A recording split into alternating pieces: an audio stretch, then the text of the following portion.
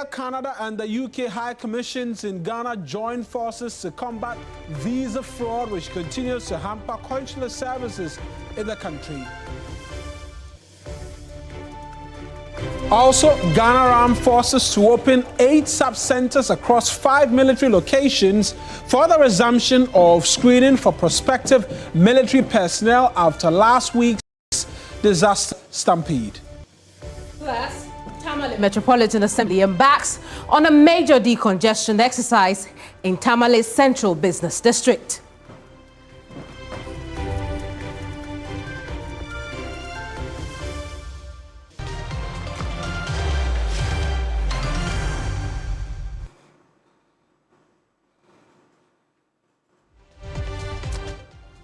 Welcome to a brand new week of News Central. I'm Kemini Amanor. And I am Mawuena Egbeta. The bulletin starts right now.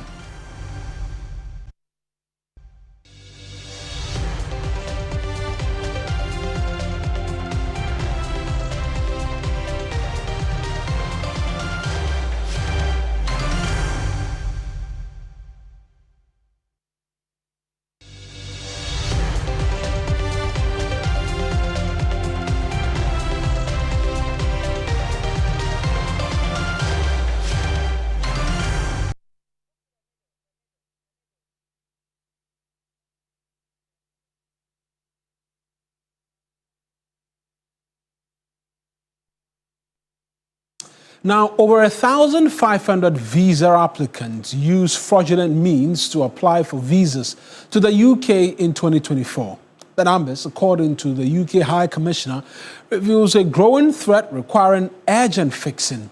The development has prompted the High Commissions of Australia, Canada, and the United Kingdom to embark on a week-long sensitization and education campaign to help tackle the challenge. The 3 commissions, in a joint statement, reiterated their commitment to protecting genuine applicants and ensuring that visa processes remain transparent. And let's try and walk you through exactly what is captured in that joint statement, most notably what the UK High Commissioner, Dr. Christian Rogue, had to say on this in relation to the numbers. And this is what he said, that in 2024, 1,632 applicants from Ghana used fraudulent means when applying for UK visas. While that represents only 4% of all Ghanaian applicants, it is still far too many people misled by agents into taking an action that resulted in a 10-year visa ban. Fraud is never worth the risk. Now, these are the numbers in relation to the UK alone. If you want to do an extrapolation, what will be the numbers when we consider the US, Australia, Canada, and other agencies or other countries where persons or Ghanaians are actively seeking visas for some stay? Let's speak to fraud and security consultant Richard Kumado. He's joining us via the phones this afternoon for a quick chat. Mr. Kumado, I appreciate you joining us. So to have the High Commissions come out to speak on these matters would suggest a problem on our hands. First, many will ask, how come this has not been flagged by any of our authorities, prompted investigations and attempts to deal with it head on? Definitely, I have been part of some teams, or I know some agencies in town who does the background checks or investigations for some of the embassies in Ghana. And the numbers are going up. Some visa racketeering activities and some agencies are duping a lot of people. Then they are also getting flags of some of the documents being submitted. I believe that is why they will want to educate the general public and create awareness, because sometimes lack of awareness may also lead genuine people who want applications and the money that gets involved in terms of the visa application fees. So police is predominant, because when fraudulent documents are identified and they ban the applicants, these matters are reported to the Ghana police, and the Ghana police will want to investigate and get the perpetrators apprehended. I think that in terms of sanctioning and in terms of punitive action, if agents are identified, then they should be sanctioned. as much as we want to sanction or ban the individual applicants for 5 years or 10 years, because they are registered agents in Ghana who facilitate visa application processes for these individuals. And that is where the fraud is coming from predominantly. And it's important you mention, or it's good that you mention these agents as well. What role are they supposed to be playing in all of this? Because they have the registered members, they are facilitating the travel and getting people's documents and the likes. If investigations, like you mentioned, the Ghana Police Service should kickstart, shouldn't we be zeroing in or narrowing on these agents? Definitely yes, because people are afraid to apply for visa directly. They are either naive or they are uneducated in that regard.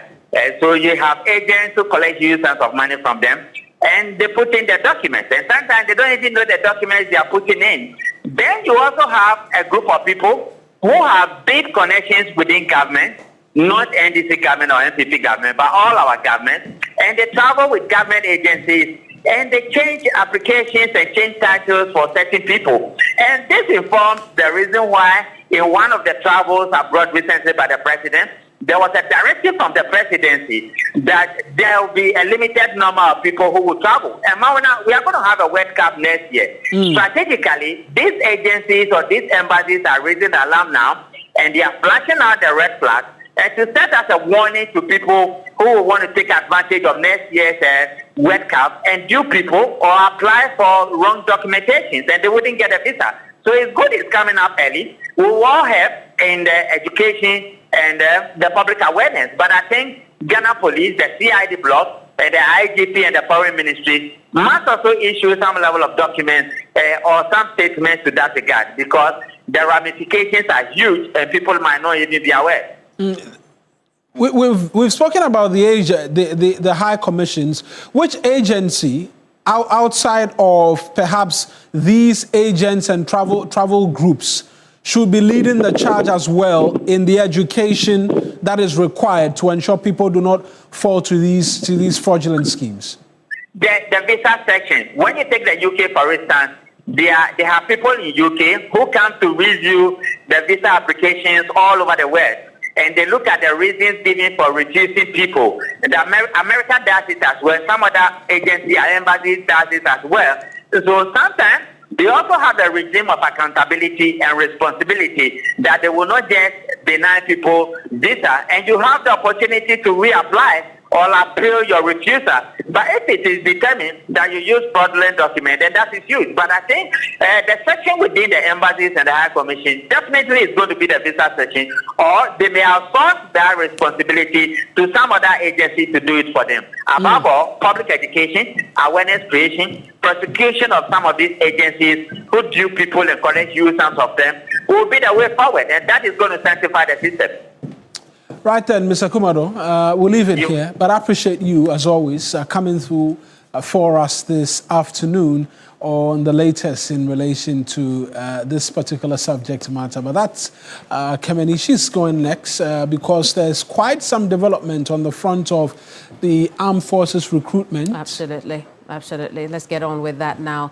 The Ghana Armed Forces says the suspended 2025-2026 recruitment exercise in the Greater Accra region will resume this Thursday, November 20th. The exercise was halted last week after a deadly stampede that claimed several lives. This time, the Armed Forces is rolling out new safety measures to prevent overcrowding. Screening will no longer be done at a single point. Instead, it has been expanded to 8 sub-centers across 5 military locations. These locations include 2 centers at the El Wak Stadium, 2 at the Nicholson Park in Bema Camp, the Air Force Base also in Bema Camp, and 2 more at Tradok in Teshi.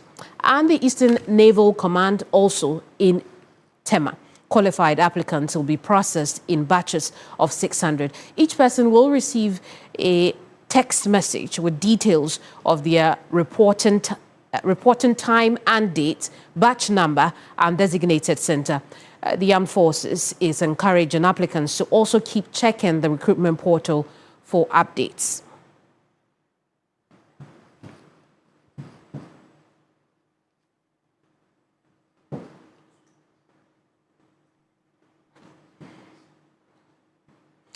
Mutaru Mukhtar is a security analyst. We'll have a quick chat on the back of this. Mutaru, I appreciate your time this afternoon, but an inquiry now, we know from that statement, is underway.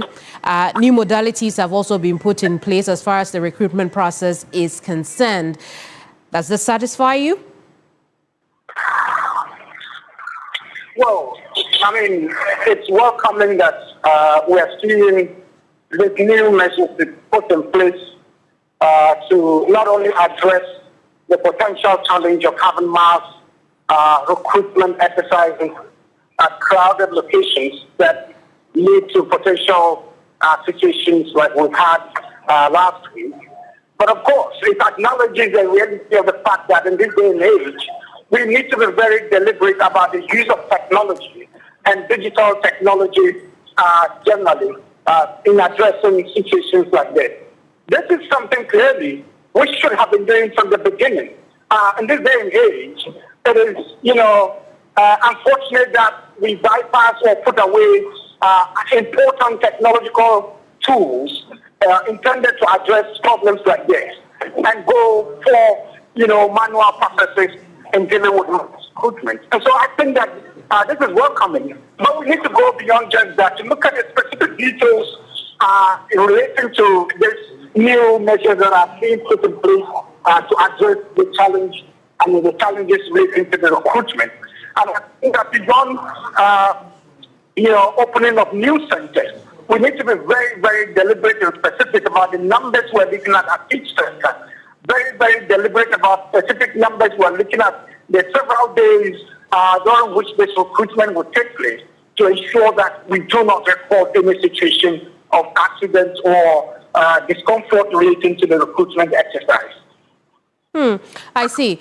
And so today, as you know, we know now, we have a fair idea of how the recruitment process will resume at these 8 centers. What are your expectations as far as the orderliness of the process is concerned, not only for the armed forces, but also for the potential recruits as well? Well, my expectation is that the potential recruits will turn up in their numbers in terms of the places where they've been allocated. My expectation is that people will generally comport themselves.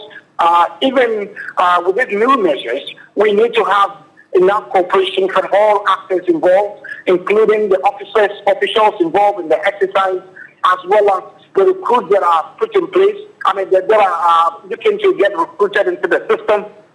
There are challenges often, associated with technology itself. So there's potential that some of these things, they could be breakdown in terms of technology functioning.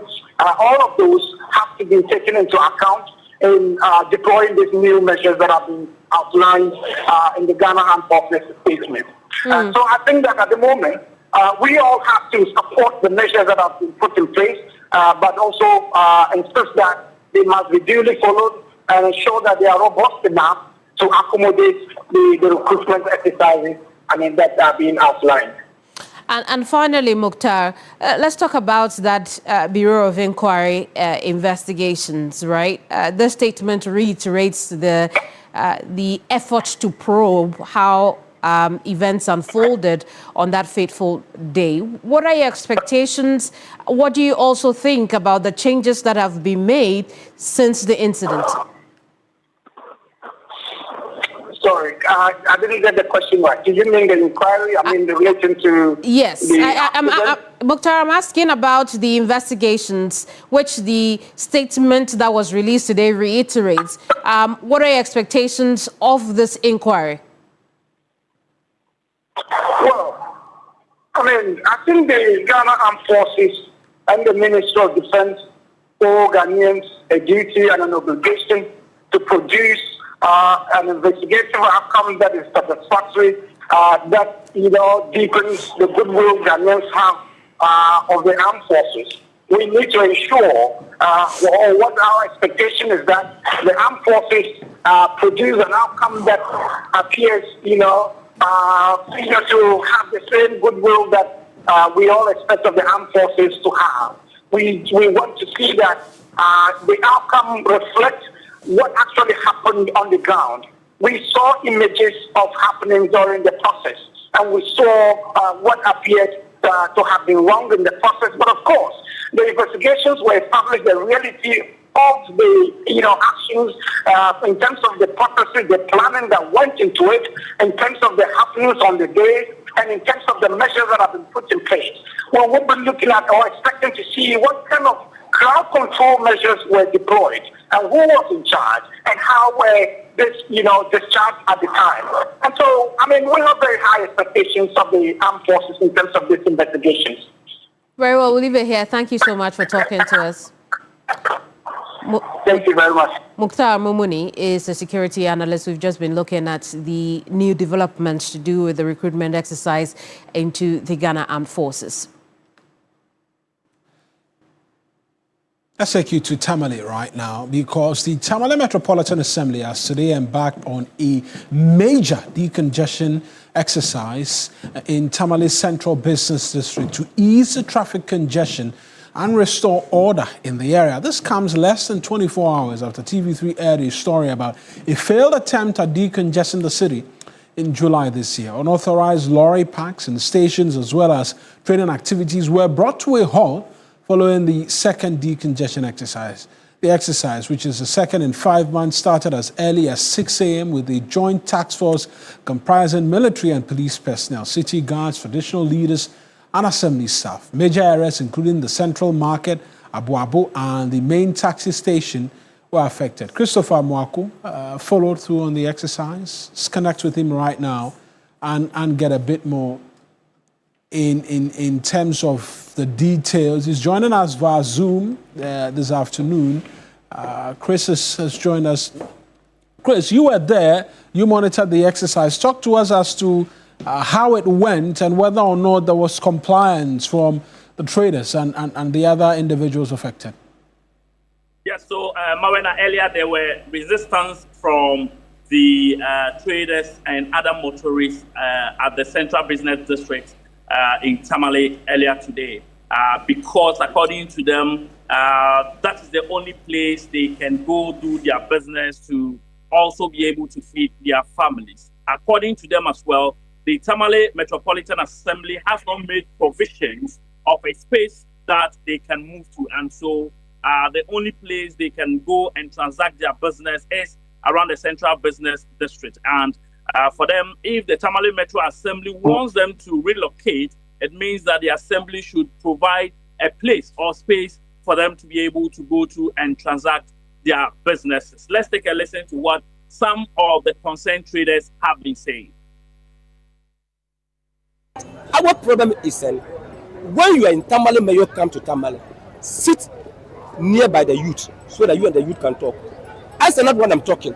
They say Tamale chup, but not the Tamale food dealers or the market sellers. I can assure you, you take from Azoka place to MTN office, that place, the road one double road. But the way they are building and the petrol cell, it can never do that. And the many people follow them, but they will not see.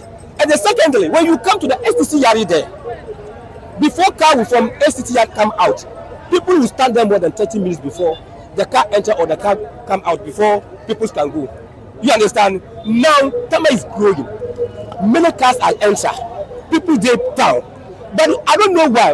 Always when they come, they say market sellers. And the representatives in Tamale too, they don't learn their things. They don't call the million and ask them, oh, million, where are you going to find prepare distance? Please to the market sellers so that you will push them go there.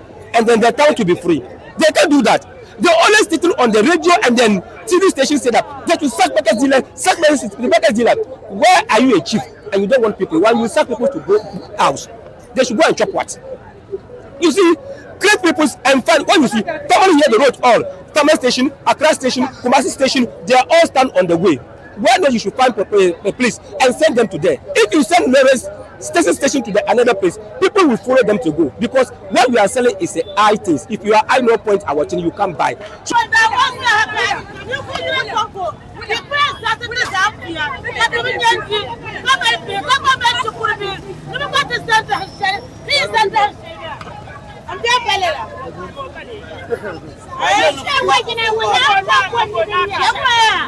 You competition, what competition, my woman?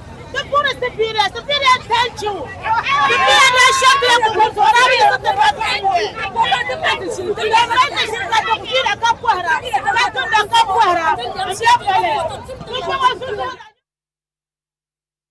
So I'm going to ask you what authorities have been saying in response to the concerns, but that last bit of the soundbite we just heard, help us with a translation of what the market or what the women were saying. Yes, so basically, Mawuena, they were just lamenting about the actions being taken today by the Tamale Metropolitan Assembly.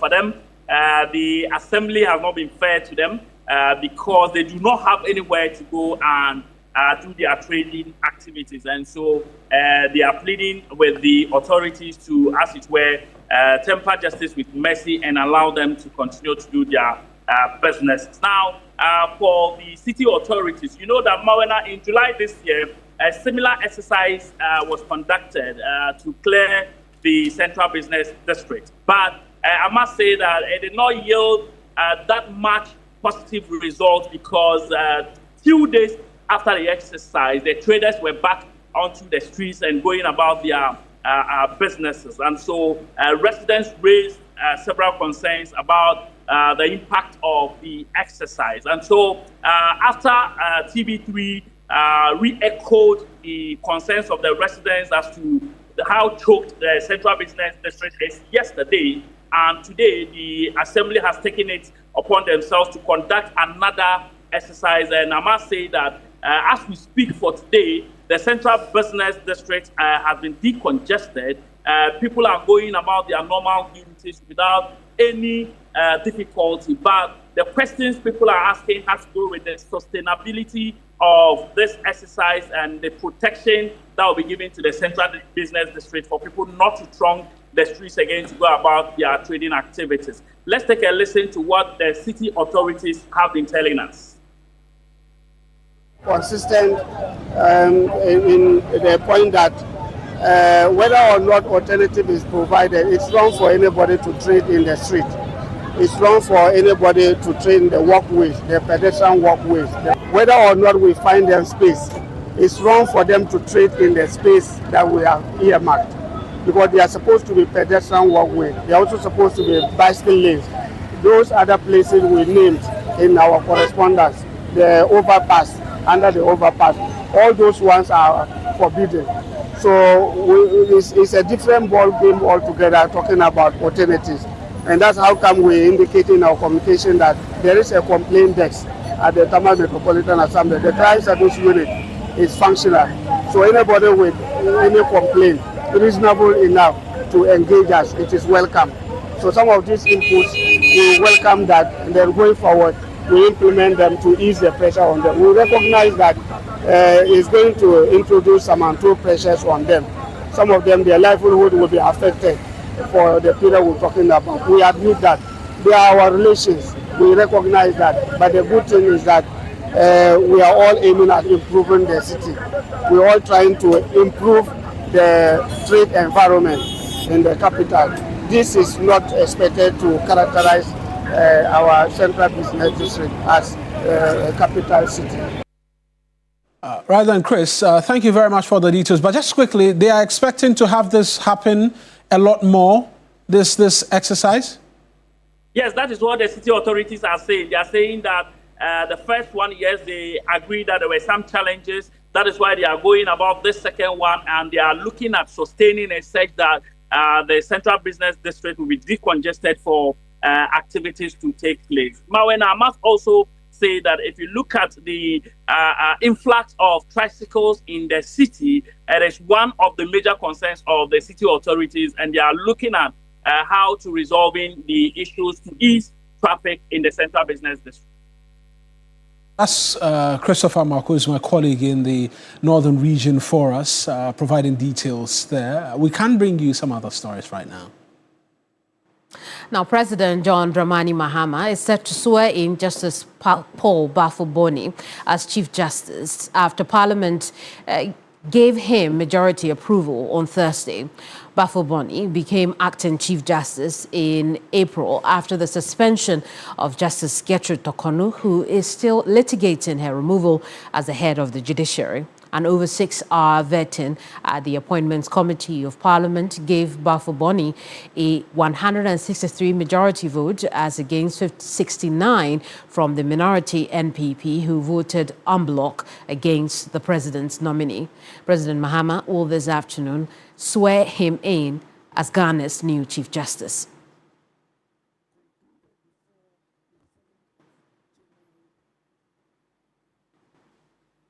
Let's look ahead of that event. Komla Kluche is our Jubilee House correspondent. He's joined us for a bit more on the story. Komla, you talk to us.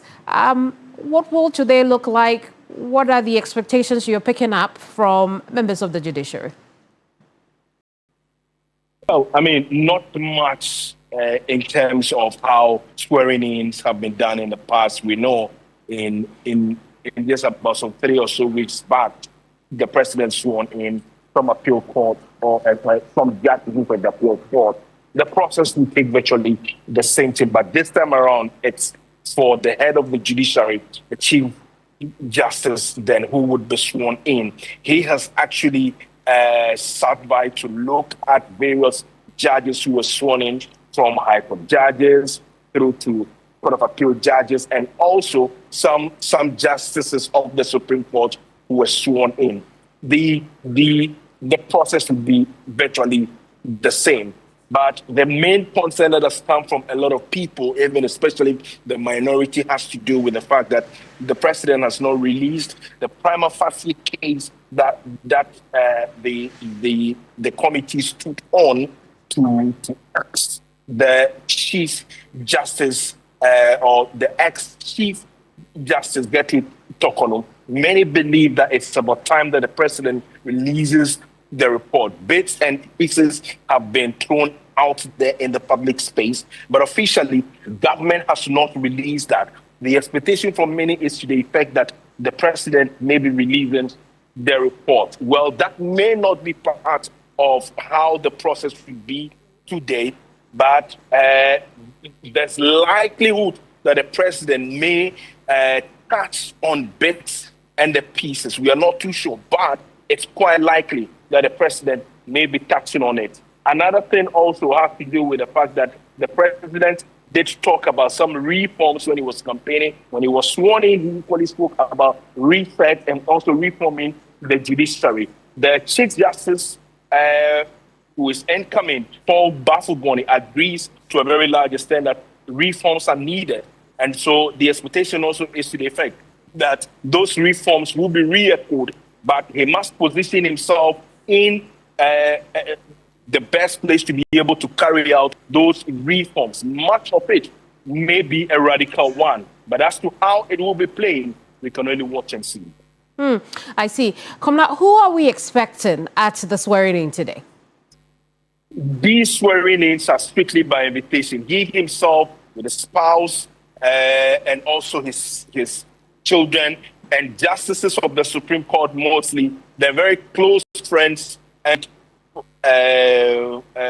families or relatives of Paul Bafo-Boni, JSC, are the ones who are mostly likely to be invited. Then senior government officials are mostly the ones who sit in to witness how the process will be. It's not anything probably so grandiose. There may be some surprises. We do not know who and who will make that list, but invitation to these things are very, very strict. And even the media or the presidential media team are having accordingly told that your identity cards will or must be displayed whilst entering into the banquet hall. And so it's not just anybody at all. Until you have an invitation and you are needed to play a particular role, you are not invited there to the swearing in. And so it will be just one of those same swearing in, but this time around, it is to the head of the judiciary,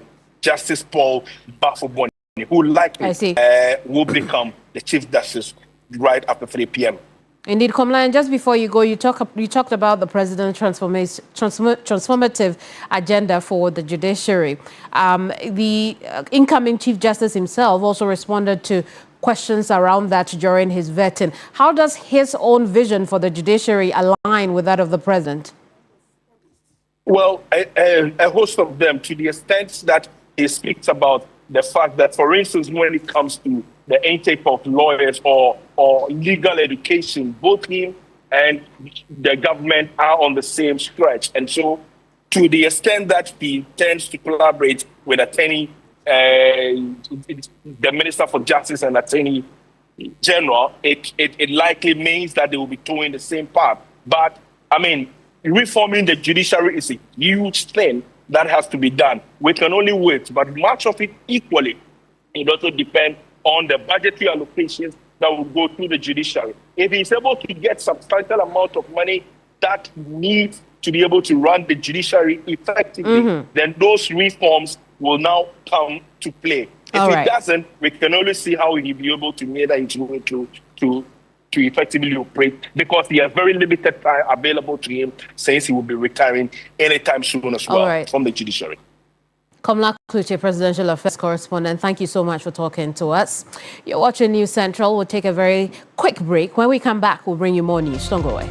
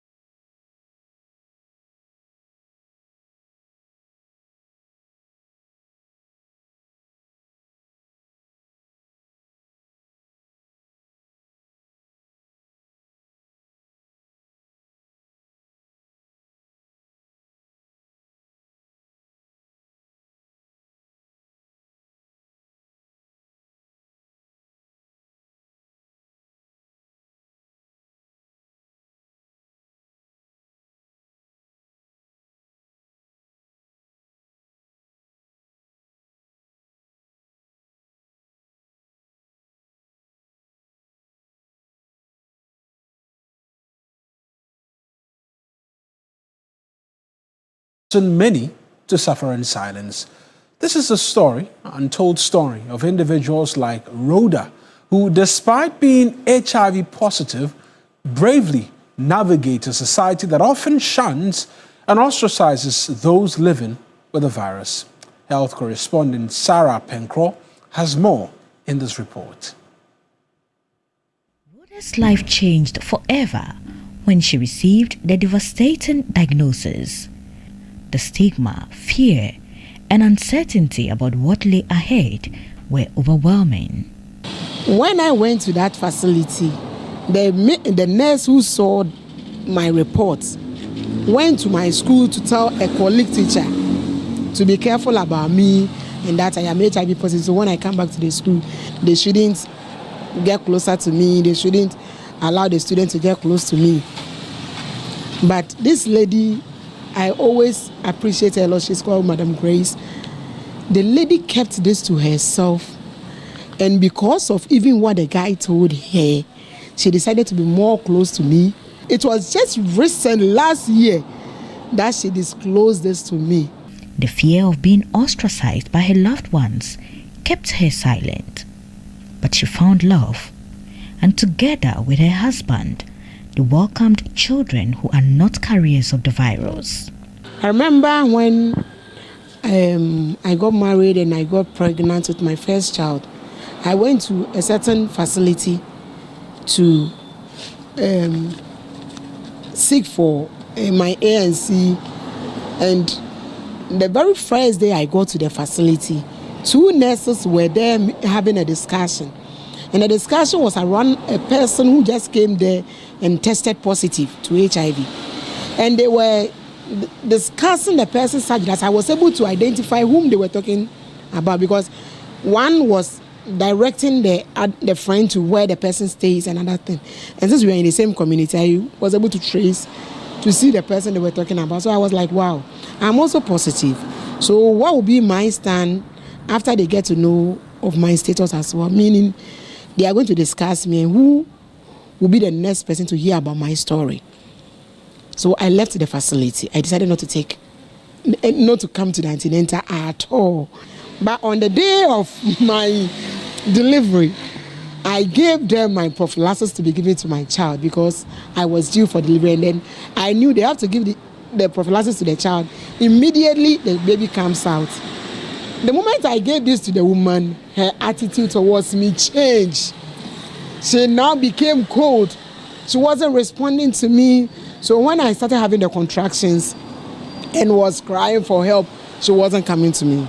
But lo and behold, there were some student nurses at the facility, and one of them was coming to me. The woman, when the baby's head was coming out, I felt it, I held it, and so that the head was coming out.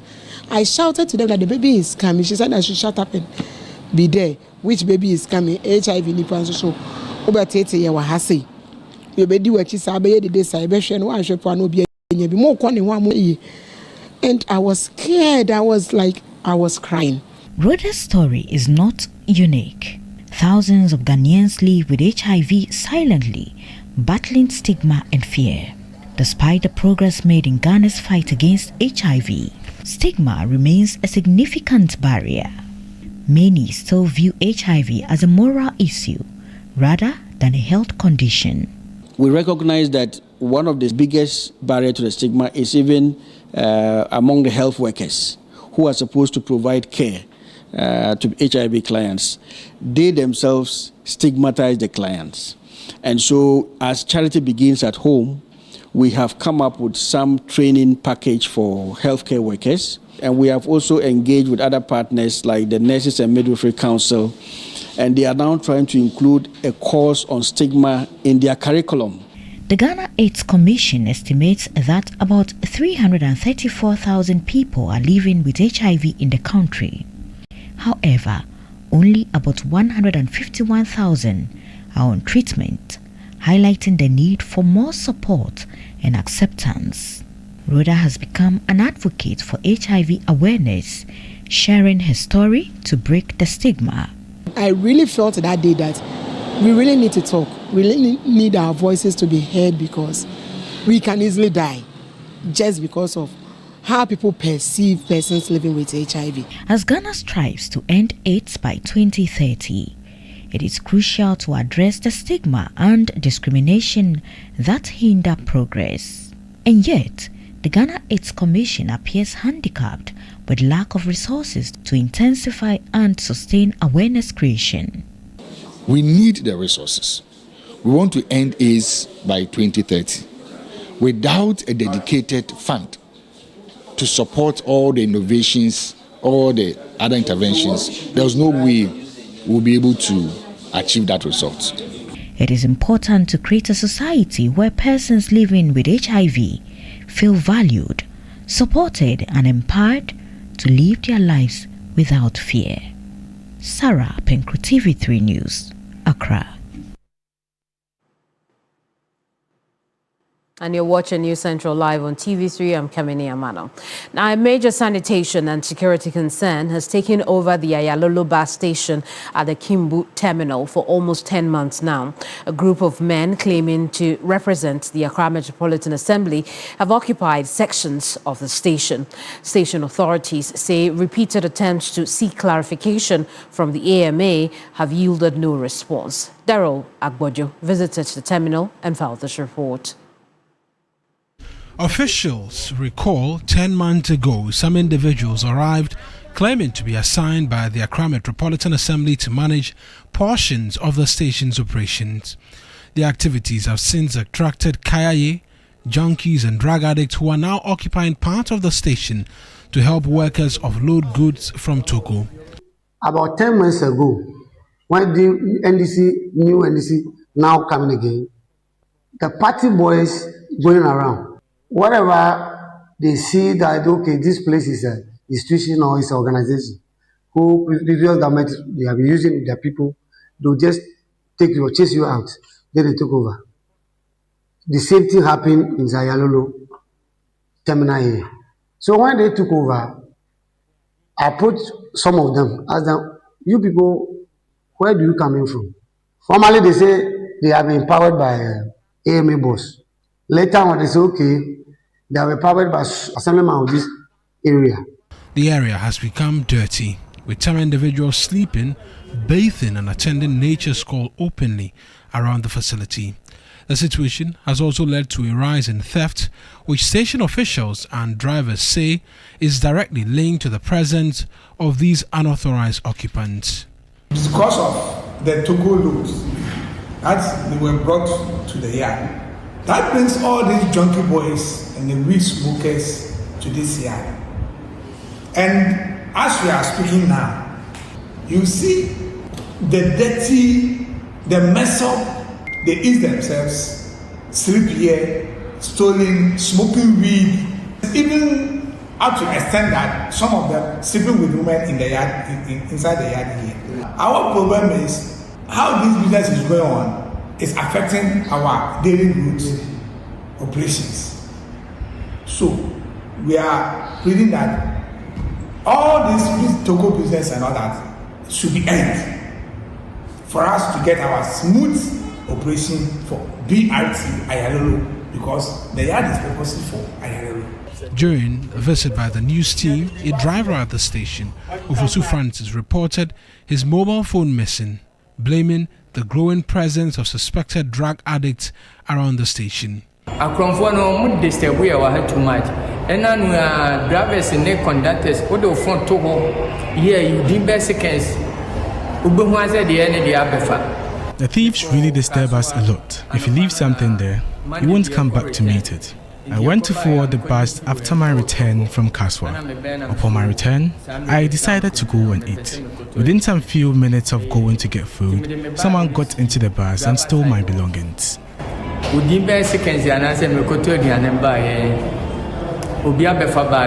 Authorities at the bus terminal are calling on the Accra Metropolitan Assembly to state their position on the matter and take decisive action to restore order and sanitation at the facility.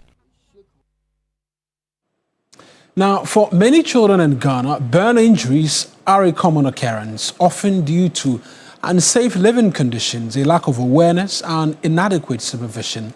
The Kolebu Teaching Hospital alone records over 1,000 cases of childhood burns yearly, highlighting the need to reduce the incident and ensure that survivors receive the care and support they need to thrive. Sarah Penkro has more in this report. In Ghana, childhood burn injuries are a harsh reality that many young lives have to endure. Children under 5 years account for majority of all burns, with majority of the cases being hot water burns. For 4-year-old Enoch, a cooking accident turned his life upside down. He accidentally fell off a chair after losing balance and landed into his mother's hot pot of palm nut soup on fire, severely burning parts of his body. The pain he has gone through on his journey to recovery for the past 1 year, according to his mother, cannot be described. 2 weeks ago, he had a surgery on his right arm. December, now so need to work kitchen captain. And I'll cut Nakunyaso. It happened on the 7th of December, and it hasn't been easy since. We are hopeful he will get better. Since the incident, her livelihood as a petty trader has been affected, while the cost of treatment overwhelmed the family.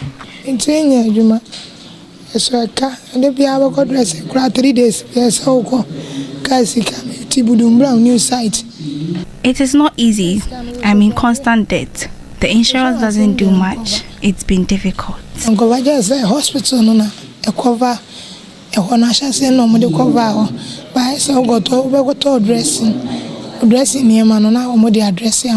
Safwa Ampon is a deputy chief nursing officer at the burns unit of the Kolebu Teaching Hospital and spoke about burns involving children. I always say negligence on the part of the parents, because no mother brings a child to the department and say, I was there when it happened.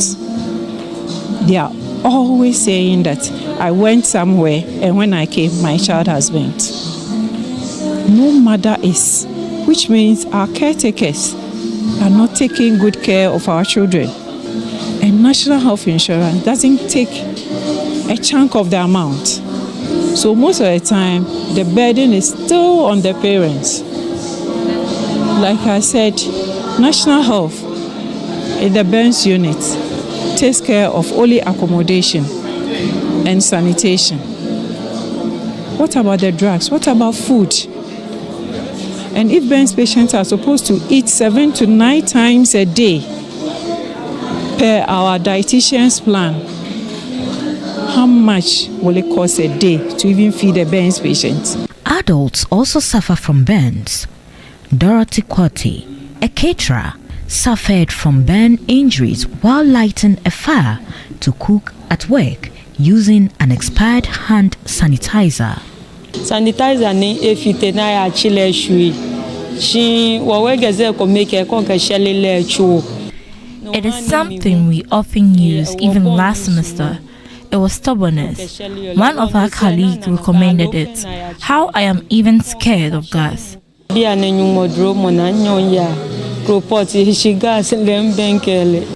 ordeal she has gone through since December last year has been a sufficient deterrent for her and her fellow caterers to stop the dangerous practice. We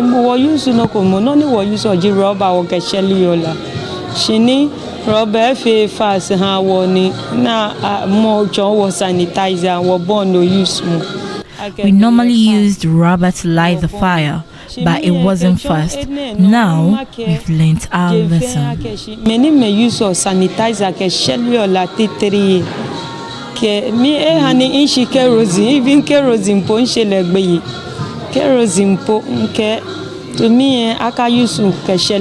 There are only 3 major burn centers in Ghana: the Kolebu Teaching Hospital, the Komfanochi Teaching Hospital, and the Tamale Teaching Hospital. Kolebu at the end of every year has about 1,000 children that have stayed in the hospital, not people who come and go. And this plunges the family into further poverty after they have seen, to the physical care of the child. You go back home to nothing. If we can do a lot more education, because it's totally preventable, but the education is not reaching far and wide. The World Health Organization estimates that burn injuries account for 180,000 deaths annually and are the 5th most common cause of non-fatal childhood injuries. Sarah Apenkro, TV3 News, Accra. That will take us on to our second break for the afternoon. We'll return and take the show home. Stay with us.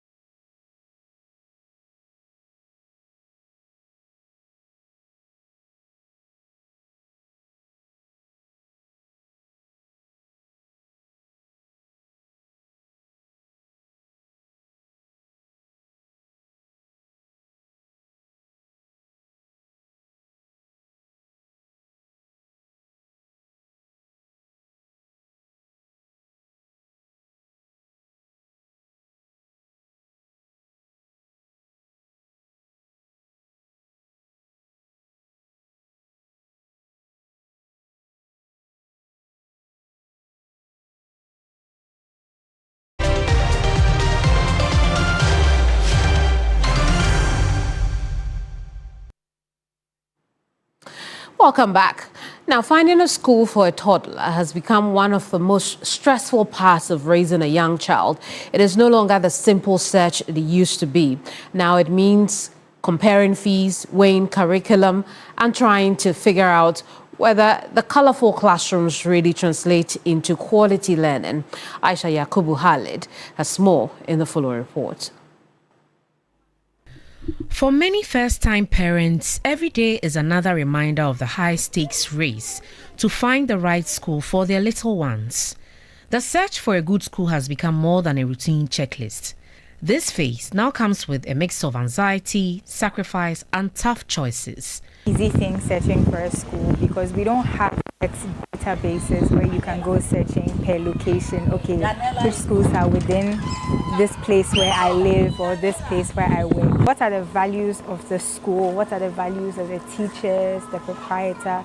And how are they grooming these children aside from the basic education that they are teaching them? When I was trying to find a school for my son, I went to like a couple of schools around in Tema, and some were really rude, some were nice. And obviously like the environment, like you're looking at, hey, so like where's my child? Because he was one at the time, like where are they going to sleep and everything. From international schools that promise world-class curricula to local institutions blending tradition and modern learning, parents are paying more. Fees range from 5,000 to 30,000 cedis a term. But are parents really getting value for money? No. It seems to me like the fees being charged is based on prestige and past glory. So you have a situation where years before a school may have been doing really well, so they have a name.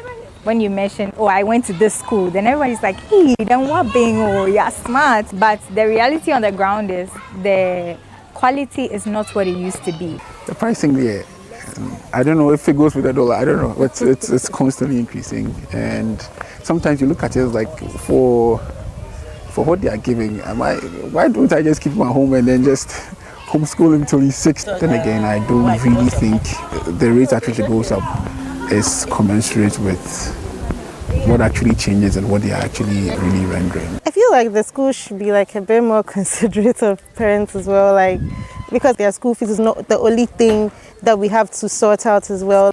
These concerns are common. Parents say the pressure to pick the right school is increasingly becoming intense, especially with schools advertising foreign curricula that do not always reflect the actual teaching happening inside the classroom. Some schools admit they struggle to match expectations, especially when parents judge quality by infrastructure rather than what happens between teacher and child. a parent comes in and their concern is the number of children in a class and the number of attendants. So all these things add up to the pricing. You need to pay subscription for the international curriculum you are running, and then you need to pay locally. As an international school, you are required to pay more than a local school.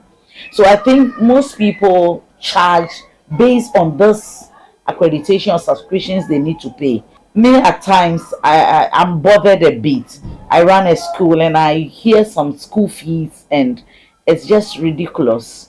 Experts say the heart of early education lies in skilled teachers and learning through play, and not just branding and infrastructure without strong foundations. One of the things that we need to understand with early childhood education is that the approach to teaching, the approach to instruction is different from when you are teaching adults, okay? So there's a lot of talk about Montessori system of education. That is the play-based, that is more child-centered. So you need to train the teachers in the Montessori pedagogy and other critical pedagogies that enables the teacher to deliver very well, especially looking at the age of these kids. Quality education in early childhood especially shouldn't be measured just by the facilities, but by the standards that these schools are setting and how they are developing your child. We are there as regulators. We are there to ensure that the space is safe, okay for everyone, i.e. the learner and the parents. Schools, that especially those that are licensed with us, we ensure that parents are getting value for their money. The National Schools Inspectorate Authority admits that much more awareness is needed to assist parents in making informed school choices for toddlers. There is also that element of limited parents' awareness when it comes to early childhood education. I think we would need to debunk the earlier notion where we didn't pay so much attention to the early development of our wards. We are also there to listen to some of these concerns by parents, and we act on these complaints to ensure that at least there is harmony between the parents, learners, and the school community. In some of the schools, you see a lot of parent control in terms of what goes on with their kids and so on and so forth. Others too are trying to represent anything. And in that case, I think that the parents have the choice to either withdraw their awards or keep them there. More children are beginning school earlier than before, and the journey to find quality early education remains one of the toughest paths for parents. While schools and regulators insist they are doing their parts, parents say they simply want honesty, consistency, and classrooms where their children can learn and thrive. Aisha Yakubu Khalid, TV3 News, Accra. Now, the Ministry of Labour, Jobs and Employment has established a Health and Safety Enforcement and Compliance Special Task Force to strengthen the oversight of workplace standards in the Ashanti region. The task force, initiated by Sector Minister Dr. Rashid Pelpo, aims to support the Factory Inspectorate Agency in ensuring employers fully adhere to health and safety laws. Dr. Pelpo stated that the law requires employers in both the public and private sectors to provide safe working conditions and protect health workers. Into finance, there's something financing that has to be considered. In other words, there's a financial burden on each employer to register their companies and for inspections to be taking place on a yearly basis to make sure the conditions are all into the expected standards. Now, having observed that, I realized that we have a huge country. I made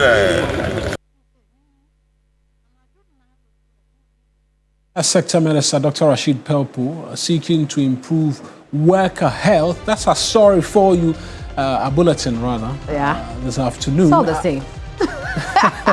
Well, same difference. True, yeah. Yeah. I am Mawuena Egbeta. And I am Kemini Amanor. We'll see you same time tomorrow. Next is the afternoon show. Bye-bye.